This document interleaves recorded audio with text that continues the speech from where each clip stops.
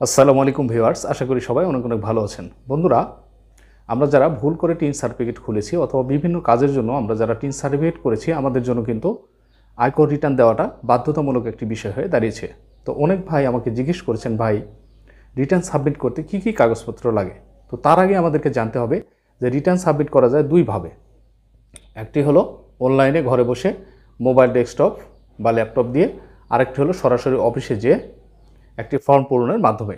তো আপনি যদি ফর্ম পূরণের মাধ্যমে আয়কর রিটার্নটি সাবমিট করতে চান, সেক্ষেত্রে আপনার যেটা যেটা লাগবে সেটা হচ্ছে আপনার আয়ের একটি বিবরণী লাগবে, আপনার টিন সার্টিফিকেটের একটি ফটোকপি লাগবে, আপনার পাসপোর্ট সাইজের একটি ছবি লাগবে, আপনার এনআইডি কার্ডের একটি ফটোকপি লাগবে।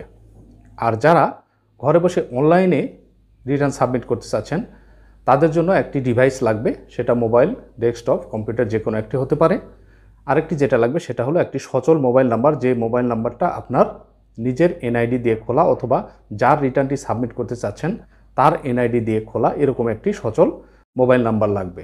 আর এনআইডি নাম্বারটি মনে রাখতে হবে, তাহলে আপনারা অনলাইনে ই রিটার্নে রেজিস্ট্রেশন করে কিন্তু আপনারা অনলাইনে রিটার্নটি সাবমিট করতে পারবেন।